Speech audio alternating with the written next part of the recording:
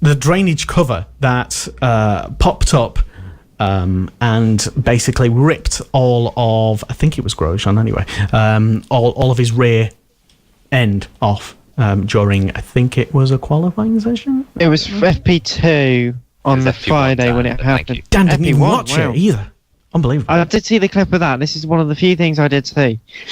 Okay. But yeah, that happened. But anyway, by the time we got to the actual race itself, we'd all sort of forgotten about it, to be honest. And it was only like after the race when I was like, oh yeah, that happened, didn't it? Usually that would be a kind of a big story, but since it was Grosjean, nobody really cared. Well, I think that's a bit unfair. Lester, I do know what you mean, by the way, now with the Grosjean incident. I thought you were referring I badly to described what it was, sorry. But yes, no, Grosjean's incident was interesting, especially in the driver's briefing that came afterwards, because a question was raised about who would pay for the damage. Because, of course, it's not, in the event of a racing incident, obviously each team pays for their own crashes and certain fines are given if one driver is particularly at fault. But this was the circuit obviously damaging the car and was not obviously the fault in the team in any way. So there was a lot of questions to be raised, and I think there might be a future lawsuit between the owners of the Grand Prix circuit and the Haas Formula One team. But we'll have to see. We'll have to see what comes to that. Wow. It's interesting, actually, because I believe that Haas have already invoiced the FIA/the circuit owners for something like, well, I saw something, I wasn't sure whether it was true or not, but it invoiced for something like $360,000, which is at the estimated cost of a replacement floor and rear wing. Sounds about right. And then today, they've a couple of people have come out and said that they're in discussions with the FIA, which, you know, it's an important factor, of course, because it's effectively damage that was inflicted by the circuit. So, you know, why should the team have to pay for that when the FIA or the circuit owners are at fault? You know, we used to see it in IndyCar and on street circuits quite a lot, which is why they double check at the end of every day. It's something that can easily happen, but why should the team have to be at fault for the circuit for not potentially checking that it was welded down enough? I mean, it's not like this has never happened before. I mean, anyone who remembers Shanghai, their circuit, exactly. When it was originally set up back in 2004, they had a drain cover that came loose. I think it was 2004. And I think the circuit did end up paying for the cost of the driver. Obviously, that session was delayed and that was fixed before a lot of major damage came about. But we did have one driver that did hit the drain cover and the circuit had to pay out. So I don't see what's different about this time. Well, okay, yeah, that's a fair point. People did mention about Shanghai and the incident, but Phil, an unusual incident for a drainage cover to be popping up on it was on the apex of a corner, embedded in the actual what do you call them? Curbs. Curb. Yeah, curb. that's the word there.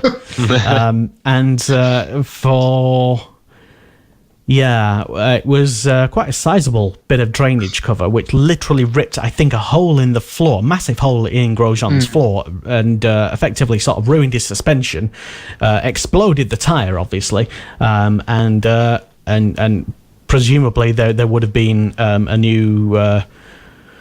some sort of a laundry bill as well for Mr. Grosjean. I wouldn't have been involved surprised in that because it was pretty a scary incident. Could have happened. I think if it would have been made a slightly bigger incident if it had happened to one of the championship contenders. But I'm not surprised on that one, to be honest. It's also a case of, I think, like I say, you expect this sort of thing to be dealt with so it doesn't happen during a race weekend. Everything nailed down, screwed down as best it can be. It's one of those. You would have thought someone would have made sure it's all done and completed, but this is Formula One. It's a race weekend. Anything can happen, as a certain commentator used to say, and it has, and it usually does. I don't think you can plan for this sort of thing, to be honest.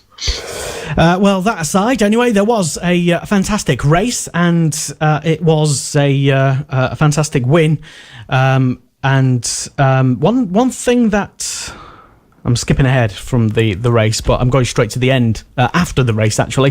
Vettel versus Stroll. Well, not really, but Stroll versus the world.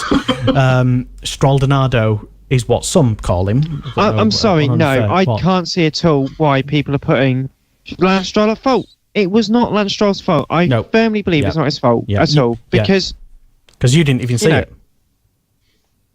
So, having reviewed the footage afterwards, because again, I've only really been privy to whatever I've seen pop up on my Facebook page. Okay. I'm not a big fan of Formula One, but watching Vettel drive around the outside of Stroll, admittedly Stroll could have given more room, but he was going at a sedate pace. Vettel was going much quicker, just completely cuts him up, and more or less luckily hasn't come out with gearbox damage.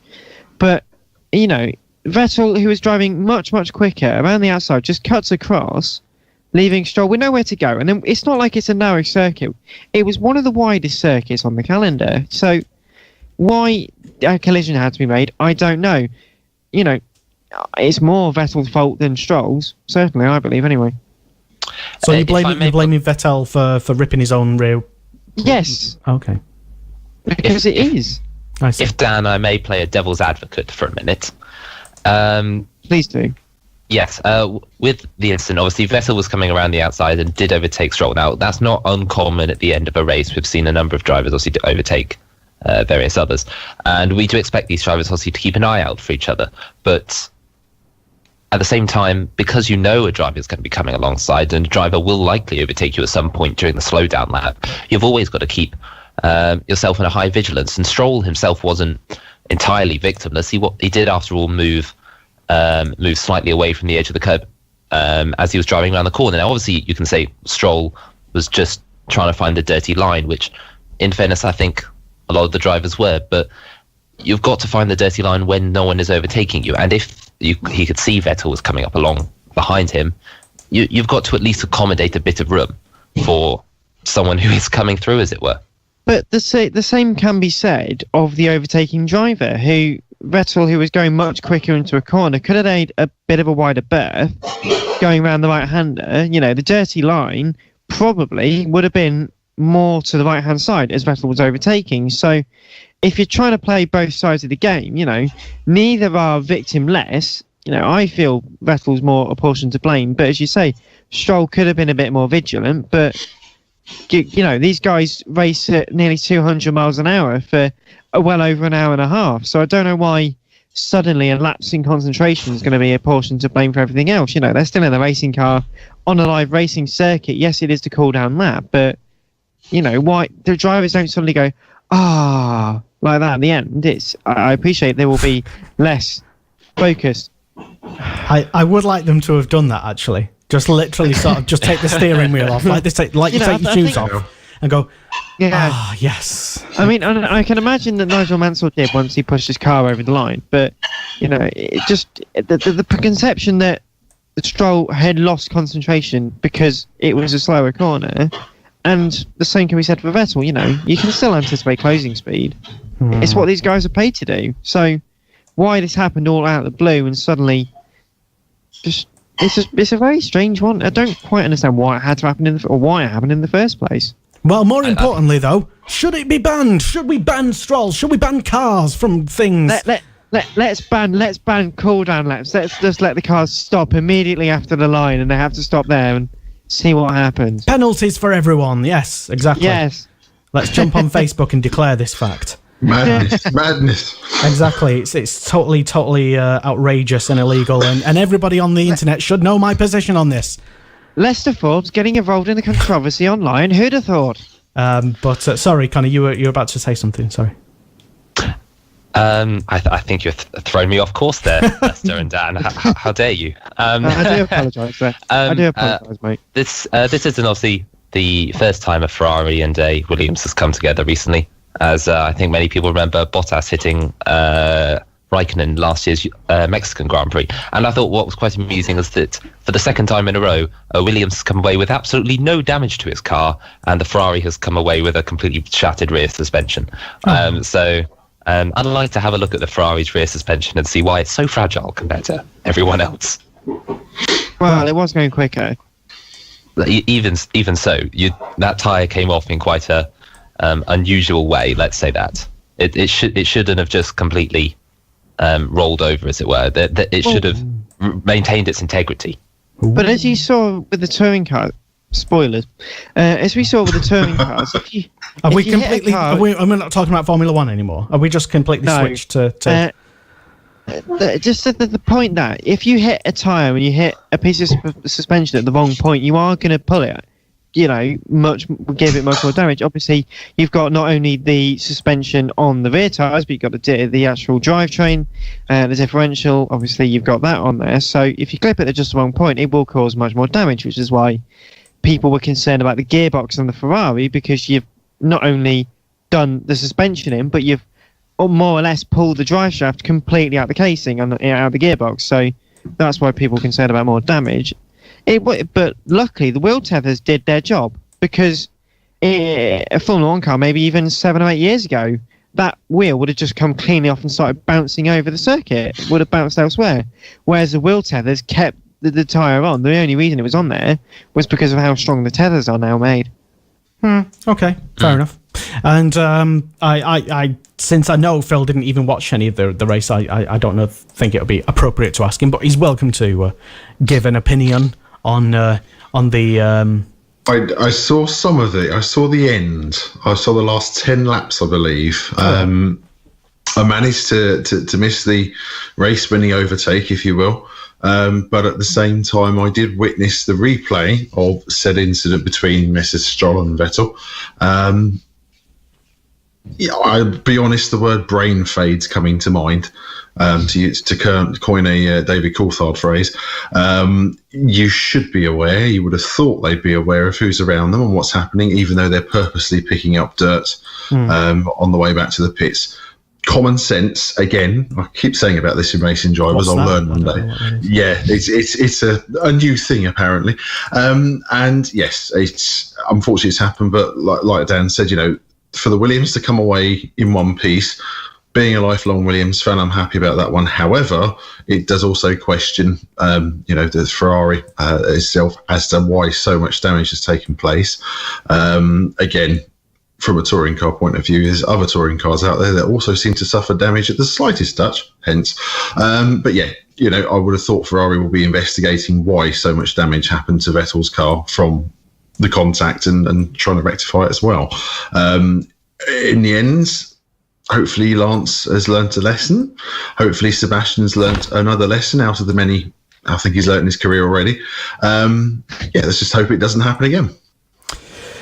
I don't think anymore we can attribute such incidents to just being accidents. There are no such things as accidents anymore, especially with the cauldron that is Facebook and Twitter opinion. And that very much dictates. It does now, to be honest, nowadays. It kind of, and I'm straying into touring car Toka / their sort of they had to clarify a few things at the overwhelming confusion and some sort of thing about penalties and yada yada, but it seems like whatever the general consensus of opinion is now on various Facebook and Twitter accounts is that is the thing that actually translates into real life and gets either overturned or explained away in some sort of measure. But anyway, I complain too much. We've had a couple of comments come in from people tuned into us live. Hello, welcome. Niku Raducanu. Hi, Niku. Well done. Hi, thank you. He says, hi, guys. Hi. He also says Stroll was in his world. I think he means he was in his own world, and I'm guessing Niku might be attributing that post-race incident, which might have just been a pure accident. It doesn't necessarily have to. You don't necessarily have to sort of blame anyone. Anyone has to get a penalty. Accidents do happen, as we keep saying. Yeah, it doesn't mean that, like I say, it doesn't necessarily mean that the world's coming to an end or FIA have got an agenda against this driver. Are we gonna ban Formula One now? We'll ban Formula One because it's too bad. As you can tell, Lester's been involved in a few Facebook debates recently, none of which, spoiler, haven't ended very well. Oops. I think Lester should be banned from debates personally, but there you go. He was for a little bit. Anyway, Oh well. I was sharing. I was sharing too much on Facebook, and as we all know, Facebook don't like anything that isn't ISIS videos. Okay.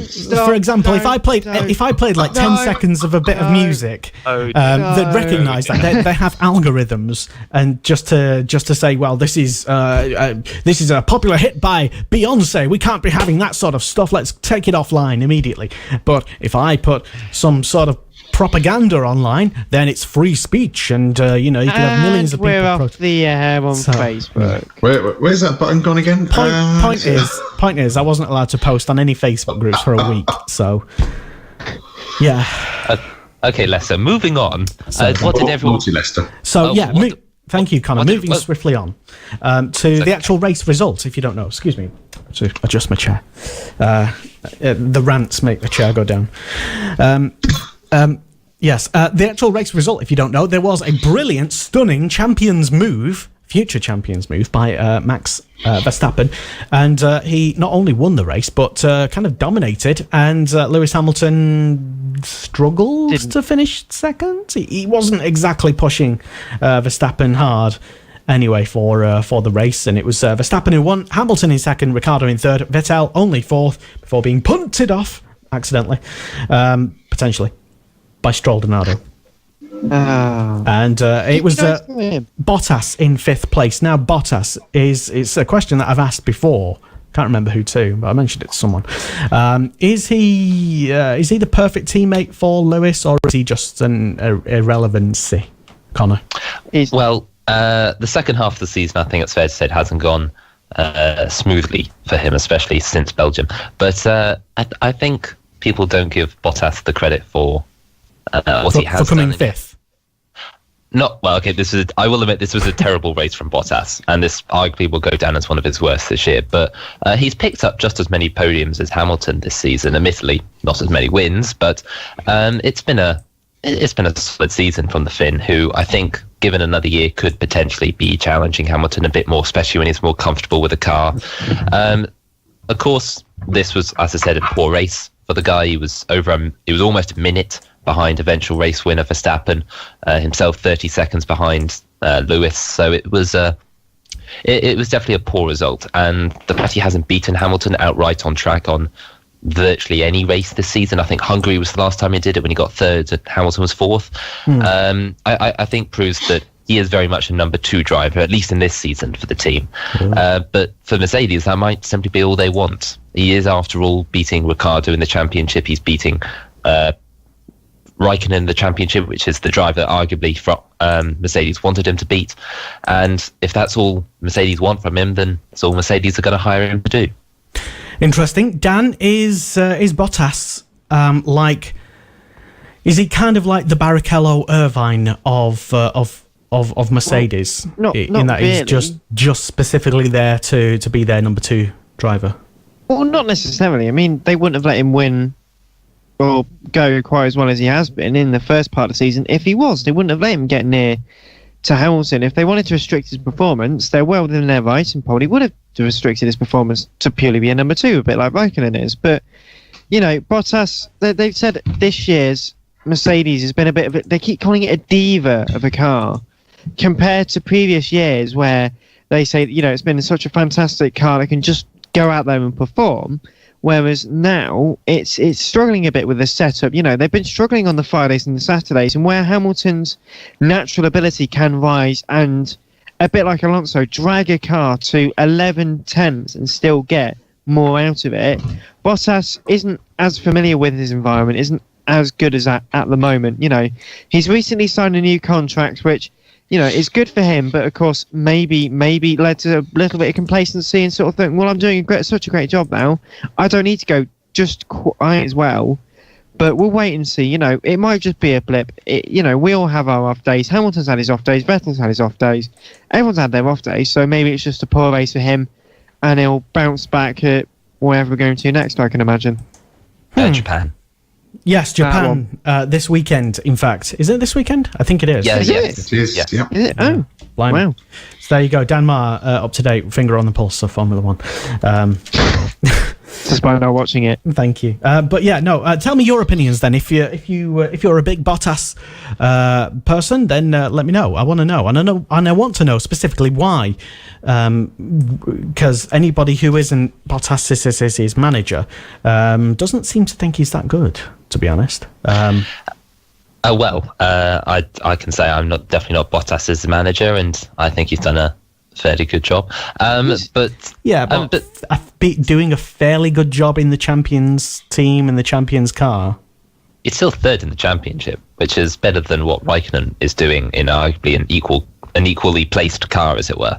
So you hate Raikkonen? Tell us more. Clearly, I have a favourite of one Finn and a dislike for the other, obviously. But no, I think what was most notable with this race is Bottas is always a good way to test where the Mercedes is in total, where the Mercedes really performs at. And Hamilton was definitely proof at Malaysia that he was outperforming the car. The team has got very lucky over the last two races, especially with Vettel's dire results. Misfortunes. Yes, misfortune and dire results. They've definitely got lucky.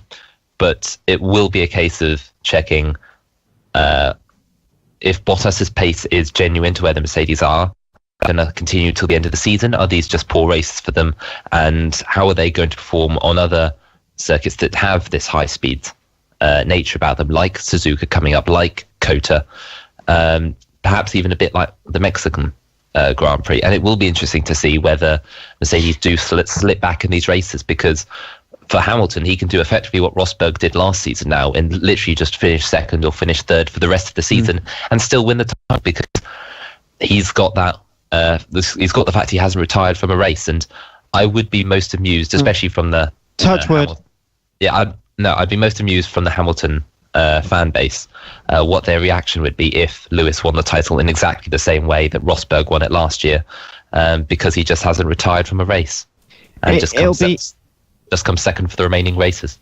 It'll be highly ironic if he did that. I can't imagine in a month of Sundays is Hamilton going to do that, because he's an out-and-out racer. He wants to go for those race victories. He's not going to rest until he's got every single trophy, every single first-place trophy there is out there. But Hamilton always will outperform the car. We saw this time and time again back at McLaren, sort of 2009, 2011 and 12 as well.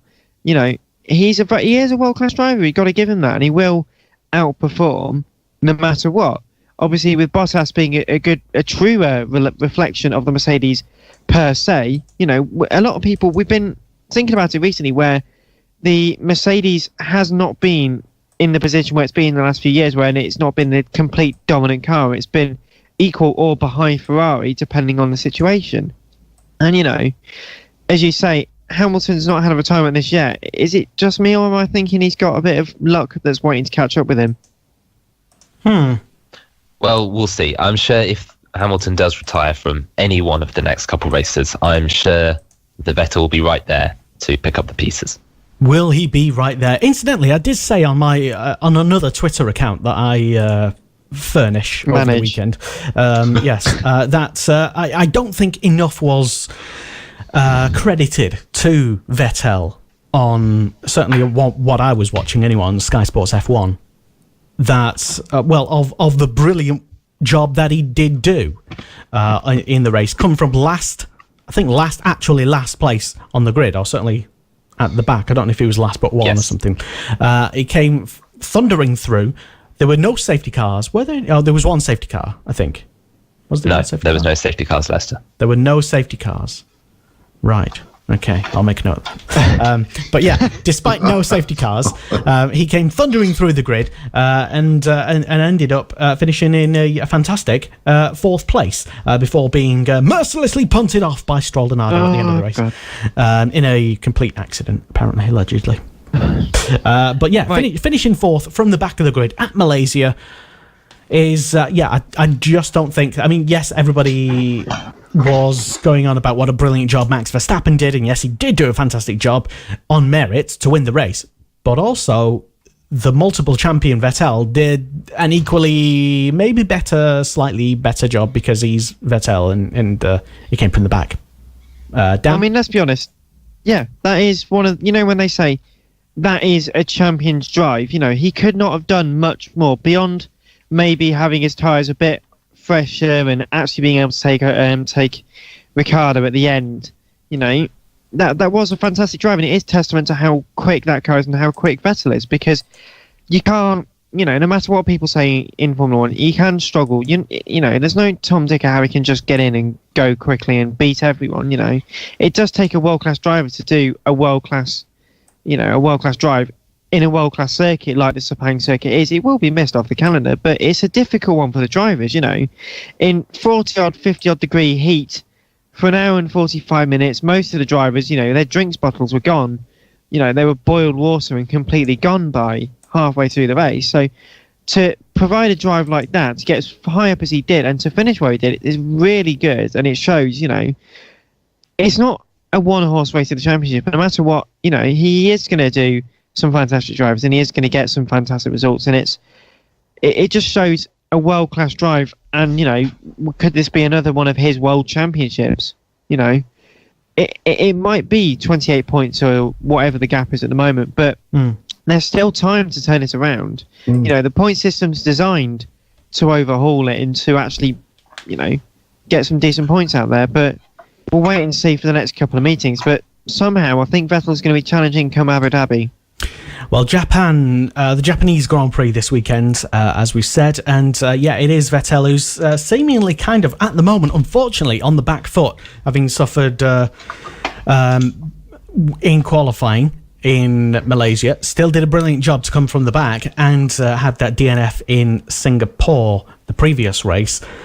But Mercedes know that they're vulnerable, they're weak, they're not as strong as they used to be, with Verstappen, I would say, kind of dominating that race once he got ahead, and with Lewis protecting. I think he might just do the same. If this similar position happened again this weekend at the Japanese Grand Prix, I think we might again see Lewis maybe deciding to opt to not win the race but defend his championship lead. Connor, your thoughts? I'll hark back to what Dan said a couple minutes ago, and that Hamilton is someone who will do whatever he can to get a win. If he does get pole, we'll say, and move off into the lead, and he'll stay there. He won't, like we saw in Singapore, he won't just give up the position to Ricciardo, who was chasing him in the opening couple of laps, because that was the sensible thing to do. No, he kept at it and kept the lead, and in fair due started to pull away towards the end of the race. But it will be interesting, because see, Hamilton is actually, ironically, despite this being a terrible few races for Mercedes, has on his best run of all season. He's got 3 of the last 4 wins. He was second, obviously, last time out in Malaysia. And we haven't seen this sort of form from Hamilton since last season, ironically. He had a pretty poor middle of the season, and he'll definitely want to make the most of these opportunities when Vettel is on the back foot. Vettel himself hasn't won since Hungary, and 5 races without a win is definitely going to hinder the Ferrari driver. So, Phil, I know F1's not your main sport that you're keeping an eye on, which is fair enough. It's not everybody's number one sport. It used to be. Well, yes, and for many people as well, that applies to. But you can't really ignore it, I suppose, and what's happened, even perhaps even catching the last 10 laps or so, while you're maybe waiting for the next touring car race, which is how I sort of occasionally watch other sports as well, while I'm waiting for other things. But your thoughts, if you have any, about the championship thus far, and what might even happen in the next few races?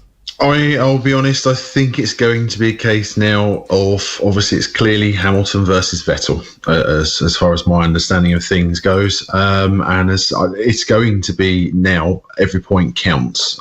There's not many rounds left. I believe is it 5 rounds now, Connor, we're looking at 5 or 6 left? 5. And yeah, it's going to come down to it now. Although Hamilton has a championship lead, that can be easily lost, and we've seen that during the season, from what my homework has been and keeping up with it as best I can. You've had Vettel in the lead, you've had Hamilton in the lead, retirements have played their parts, mechanical failures, and also, like we said, you're seeing Mercedes in a vulnerable position, something that's been almost nigh impossible or very difficult to happen during the hybrid turbo era, as it's been called at the moment. But it's at the same time, it's good to see Ferrari and Mercedes head to head. One driver each, as best it can, with their other drivers in a supporting role, whilst we're looking for every single point possible. Reliability, track conditions, there is so much, as there is in all forms of motorsport, there are so many variables now that can play their part. It is a case of now, I agree with Connor, potentially Lewis is possibly due some luck his way to go missing, maybe. Vettel's had some of it, so yeah, it's going to be, I think, a cracking run to the season. Whilst Hamilton has the advantage, it could soon swing the other way. I don't think you could call anything just yet. And as we both know, both drivers, as Dan's already pointed out, Lewis is a racer. So is Sebastian. They'll both go for the win. They'll both go for pole position. They both race hard. So yeah, I don't think you can call it just yet. There's going to be more twists and turns to this before we get to Abu Dhabi. I'm sure there will, and we've already had a few comments flood in online. Thank you very much to people who are tuned in live online. We are live, incidentally, and we can prove it. Send us a message and we'll read it out. So Shaka Anderson's been on. Hello, welcome once again to our programme, Shaka, who says, a championship is a championship. Hamilton won by 1 point in the last race in 08. If he wins the same way as Rosberg, it'll be cool with me. Fair enough. Yeah, okay. And you are right. Yes, a championship is indeed a championship. So, yeah. Sorry, I didn't mean to sound condescending. What is this existential questions with Lester? I was just reading a comment, sorry, rather sarcastically. But yeah, no, another thing that actually, again, going back to what I mentioned earlier about the overall conversation and the debate online being sometimes less about what actually happened online, and rather kind of involving people I'm talking about, involving themselves in nonsense debates, petty, childish things. For example, now you may have seen this yourself on the FOM coverage. There was I think there were 2 instances that I've seen of, and 2 quite hearty debates and arguments about it, which were not started by me. Because I'll tell you my views in a moment. No, they won't. They were images of marshals trackside at the Malaysian Grand Prix, taking pictures, either on their phone or with actual cameras, of the cars going past, which, yeah, okay. It was literally an FOM cameraman stood next to or in amongst at a marshal's post, usually looking at the racing, but it just happened to sort of pan round and take a picture of the marshal taking a picture of the thing that the FOM cameraman should have been taking a picture of, and this caused much debate online on various Facebook groups, which you may not have seen. Many people calling it horrendous, and they shouldn't have been doing such a thing because it's dangerous, and they're endangering everybody's lives just by even taking a picture and enjoying the motorsport, with many other people diving in and going, yes, this should be banned. Yes, motorsport isn't to be enjoyed. They're doing a job. How dare they take a picture and some such and enjoy things for free, thieves, and some such. I'm paraphrasing much of the argument in a comical way. That's normal. But the main thrust of some of the kind of arguments is that I think these images were taken a bit out of context. And then, obviously, the way the internet works is that an image of a marshal taking a picture, for whatever reason, trackside, out of context. It could have been during before the start of the race, could have been during whatever, could have been after the race. But, of course, this was translated into horrendous activities. Yes, you wouldn't find this at Brands Hatch. Oh, no, they're corporate marshals. They're all buttoned up and they never have any fun here, and blah, blah, blah. This should all be banned. And the amount of debate and discussion that went on about this was hysterical, because there was much hysteria. Before I give you my views on such a thing, Phil, you may have seen it, but I've just explained what the discussions online entailed. Okay. And they weren't even all on the Formula One Facebook groups either. There were some on, say, touring car Facebook groups. I think they were kind of trying to have a little sly dig about, oh, look at Formula One. This wouldn't happen in touring cars. They never have fun there. Oh no, of course. Yeah, but what might be your thoughts on what I've just said? My thought on this is quite simple. Without marshals, you wouldn't have motorsport. Let's just have the common sense angle from Phil, which seems to keep happening for some strange reason. Without marshals at tracks, you wouldn't have the races taking part. You wouldn't have the motorsport series we have taking part. They do a lot of hard work. My side of it, I'll be honest, I'm going to forgive them if they have the opportunity, if it's possible.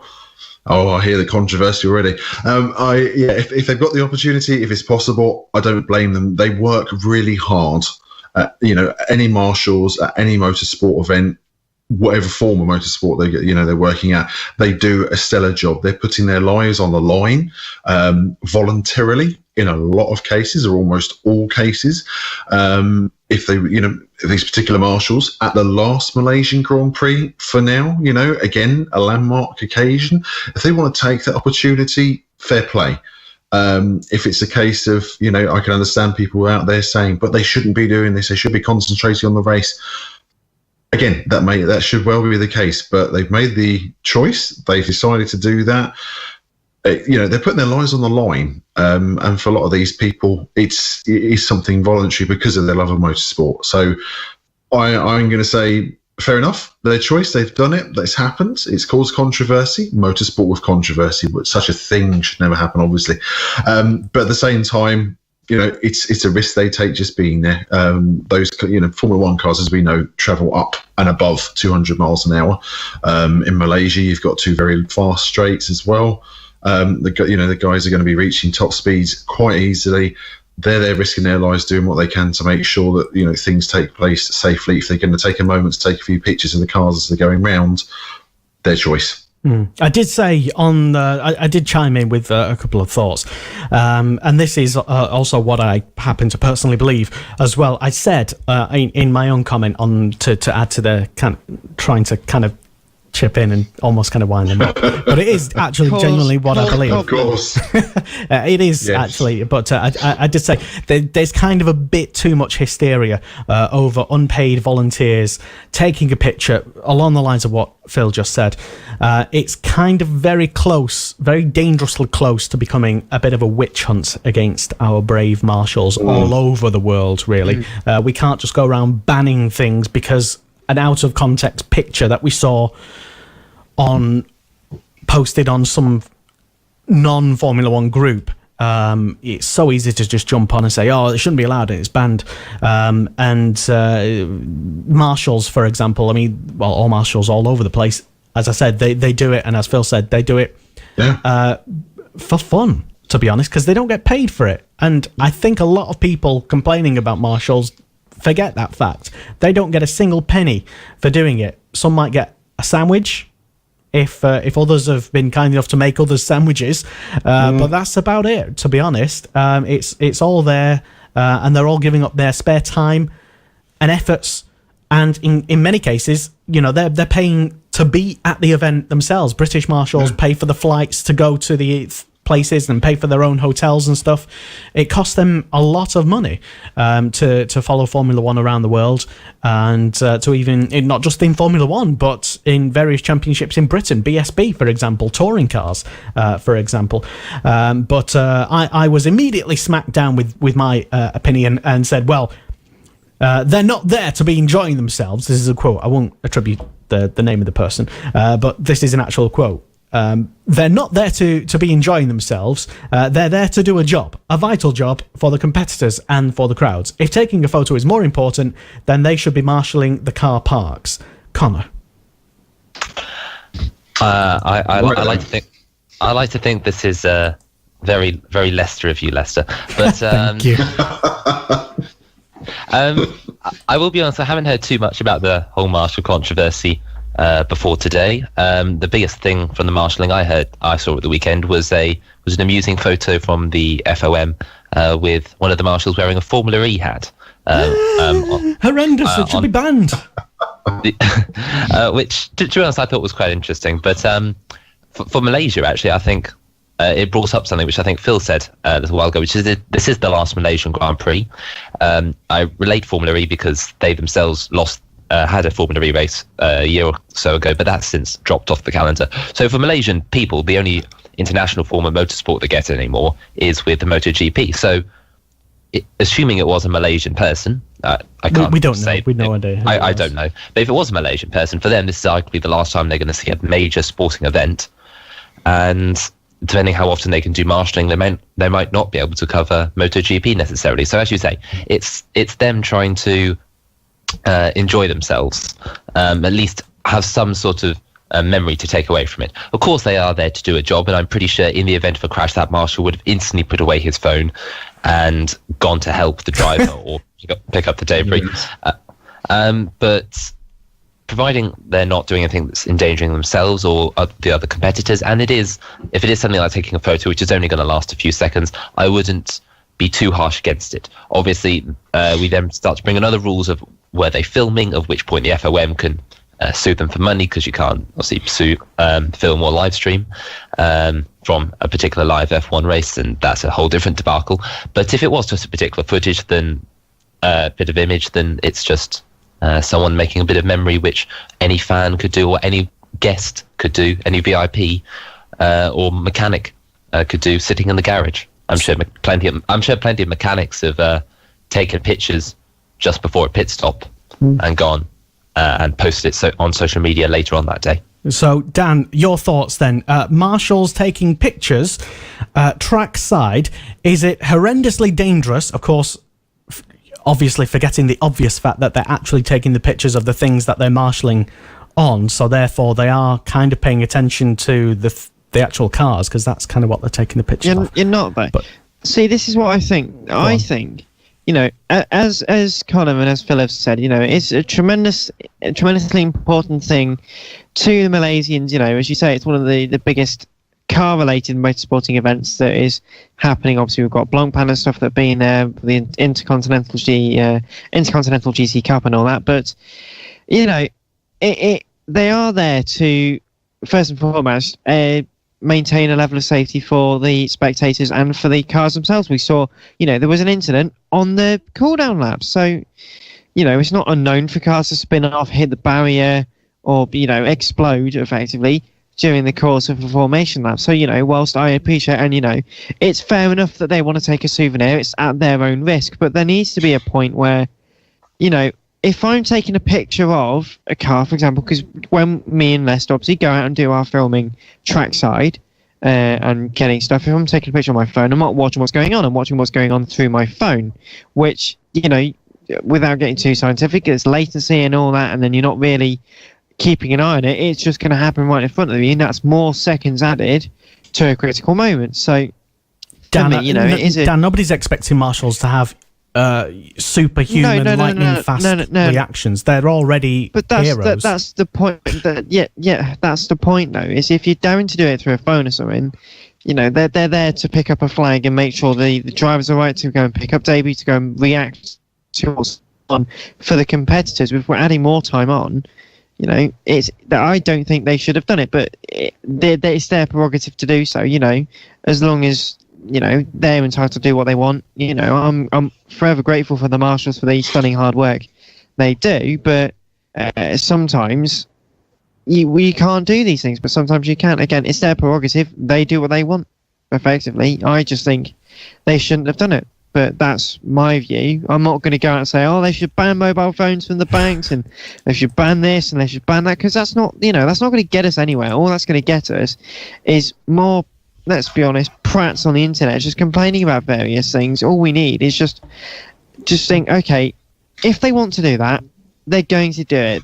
If you make something illegal or banned, they're only going to do it still. It just makes it a bigger fine or a bigger penalty or whatever. I don't think they should have done it, but they did. So I'm not going to stop them. I live halfway across the world, Just let them do whatever they want, I think, within reason, obviously. But if they want to film on the formation lap, that's fine, because there's less risk. If they were doing that during the first racing lap or any of the racing laps, I then have a problem with that, because that is, seriously causing issue compared to a formation lap or the cooldown lap, where it's more realistically expected that they're going to be running slower. We see this when they run out on a circuit waving all the flags about at the end, don't they? They do indeed, Dan, and that's obviously. I mean, if that would have happened at a time where I don't know, Stroldonado would have smashed into whomever. Will we stop calling him Stroldonado? Okay. Because again, it's just it's a bit disrespectful to Maldonado. Well, no, it's a bit disrespectful to the both of them. Yes. To someone who goes on and says how Manuel Maldonado has a bad rep in the press, it's unfair how we keep calling him Stroldonado when, Lance Stroll has caused crashes. Every driver out there at times has caused crashes. Do we not remember the Massa Hamilton saga we had back in 2013? Nope. When for half of the season, all we could remember was those two going into each other. It's unfair that we're giving him this reputation already. Grosjean was no better at the start of his career, Yeah, but he's improved. And when Lance Stroll improves, and let's give him the chance to improve, because if we start just leaping on people's it's not for backs us when to they keep making give him the. He either he improves or he why gets do worse. you keep doing it then? If you do, if it's not for us to do it, it's not for us to say, why are we doing it and why are we saying it? I'll make a deal with Lance Stroll. Stop crashing, and I'll stop calling you Stroldonado. Where were you, Lester, back in the day when Andrea de Cesaris was known as Andrea de Oh, Crasheris? goodness. Oh, yes. Oh yes, but as apparently, James Phil, we should be. famously used to say. Yeah, we should be giving him more of a chance, though. I mean, we're just bringing people down. Apparently, it's such a terrible. No. Well, no, but it's beat a person on a down. Sorry, Connor. go on. Lester, it's at this point I would like to say that Stroll has not retired from a race since Bahrain. Okay. And has scored in the last 3 Grand Prix consecutively. He has, yes. So and has also scored a podium. Yes, at Azerbaijan. I applaud him for his efforts, definitely, and he has improved a lot. I will say that. I kind of like Stroll. He's a good lad. Oh, well, that's a change of heart, isn't it? Not really. Yes, it is. Well, no, it was just a description of something that happened after the race, which was kind of accurate, and doesn't mean that. See, you're doing it now as well. Saying, I can't even mention one thing. And you've changed your tune now, Lester, because you've said something completely opposite. I thought you hated him. I put you in the Stroll haters category. Now you've said something different. Says the man who started to twist Connor's words earlier, saying that quote, you hate Kimi Räikkönen. I'll be forever branded as the man who hates Kimi Räikkönen now. So, thank you, Lester. That's fine, no problem. But Liam Thompson's jumps on, who's tuned in. Hi, Liam. Good to have you on the show. He says, just remember, we can't race without our volunteers. Going back to the marshals and what echoing what Phil Kinch said as well. Also, Martin Johnson said, I've marshalled on WRC events and have taken photos. Martin. He said, I'd have never done so at the expense of safety and don't know a marshal who would do so. There we go. Final word from a marshal about marshalling and taking pictures. And I don't know what all of us is about, guys. Stop complaining. People enjoy motorsport and get on with life. There we go. Nothing else to say, is there? No, that's it. So yeah. Move on.